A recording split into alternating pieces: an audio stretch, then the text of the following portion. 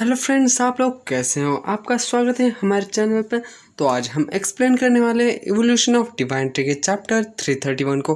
हाँ, आपने सही सुना, चैप्टर 331 को। और ऐसा नहीं है कि मैं पिछली वाले जो चैप्टर्स है वो एक्सप्लेन नहीं करने वाला, वो मैं करने वाला हूँ, पर मैं ये कंटिन्यू भी करने वाला हूँ। जो ऑनगोइंग चैप्टर्स है उन्हें भी कंटिन्यू करने वाला हूँ। तो चलिए शुरू करते हैं हमारा चैप्टर 331। तो चैप्टर 331 की स्टार्टिंग में हमें नेचर गॉड, ड्रीम गॉड और ब्लैक गॉड को दिखाया जाता है। मैग्नेटिक किंग उन गॉड्स को देखते हुए कहने लगता है, अब दोनों साइड इक्वल है, क्या अब तुम हमसे लड़ने की हिम्मत करते हो। मैग्नेटिक किंग के साथ वहाँ पांडा और एम्पायर क्रोकोडाइल होते हैं और उन लोगों की फाइट शुरू हो जाती है। तभी हमारा सीन शिफ्ट होकर सेकंड सिटी पर आ जाता है। हमें वहाँ पर कांगारू को दिखाया जाता है जो कि किसी को हंसते हुए कहने लगता है मैं कुछ ज़्यादा ही सो गया था, मुझे उठने में थोड़ी देर क्या हुई। एक कुत्ता मेरी जगह को अपनी जगह कह रहा है। और हमें कांगारू के सामने ब्लैक टावर पर डामू को दिखाया जाता है जो कांगारू की बात सुनने के बाद हंसते हुए कहने लगता है, वाकई में ये बहुत ही अच्छी बात है कि तुम यहाँ आ गए। मैं यहाँ बैठे बैठे बोर हो गया था, तो चलो मैं थोड़ी देर के लिए तुम्हारे साथ ही खेल लेता हूँ।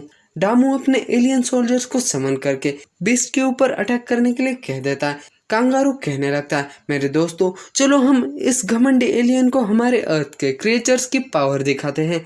और कांगारू तेजी से उस ब्लैक टावर की ओर बढ़ने लगता है और वो डामू पर अटैक कर देता है, पर डामू उसके अटैक को बहुत ही आसानी से रोक लेता है। और कांगारू की स्पिरिचुअल एनर्जी को एनालाइज करने के बाद डामू कहने लगता है, तुम्हारी बॉडी से मैं उस स्ट्रेंज डिमोनिक ट्री मतलब जीव के ऑरा को सेंस नहीं कर पा रहा हूँ। क्या तुम उस स्ट्रेंज डिमोनिक ट्री के सबॉर्डिनेट नहीं हो। कांगारू कहने लगता है, तुम्हें किसने कहा कि मैं उस स्ट्रेंज डिमोनिक ट्री का सबॉर्डिनेट हूँ, उसके अंडर काम करता हूँ। मैं तो उसका एक अलाई बनकर उसकी यहाँ मदद करने के लिए आया हूँ। हम लोग अलाइज हैं। डामू कांगारू की बात सुनने के बाद सिर्फ फिजिकल स्ट्रेंथ को ही यूज करके उसे पीछे ढकेल देता है और कहने लगता है, वो डिमोनिक ट्री वाकई में बहुत ही स्ट्रेंज है। अगर मैं उसकी जगह होता तो मैं तुम्हें अपने अंडर रखता, ना कि एक अलाई की तरह। तुम एक अलाई बनने के लिए बहुत ही कमजोर हो। ये कहने के बाद डामू सीरियस हो जाता है और अपनी गॉडली बॉडी में ट्रांसफॉर्म हो जाता है। कांगारू डामू की गॉडली बॉडी फॉर्म को देख एक्साइटेड होते हुए कहने लगता है, मैंने पहले कभी किसी गॉड को नहीं किल किया, मारा नहीं। आज मैं तुम्हें मारने की जरूर कोशिश करूंगा। ये कहकर कांगारू अपनी बॉडी से एक डार्क ऑरा को रिलीज करने लगता है। डामू उसे देखते हुए कहने लगता है, तुम वाकई में बहुत ही फनी हो।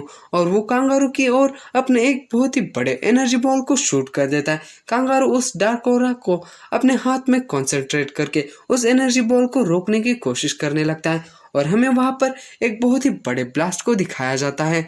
इस ब्लास्ट में कांगारू को क्या हुआ ये हमें नहीं दिखाया जाता और हमारा सीन अचानक से शिफ्ट होकर दूसरी सिटी में आ जाता है जहां हमें शैडो टाइगर और बाकी के टाइगर ट्राइब को भी दिखाया जाता है जो कि एलियन बीस्ट के साथ फाइट कर रहे होते।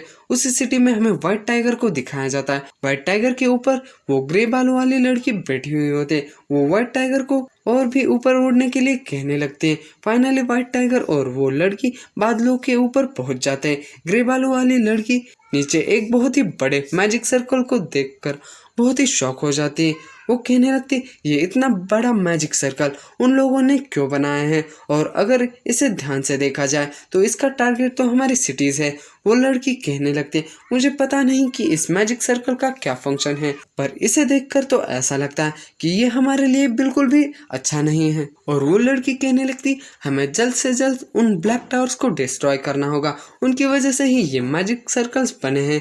तभी वहाँ उसके पास पेरिग्री फैल्कन आते हुए आता है और उसे कहने लगता है, तुम इतना ऊपर क्यों आई हो।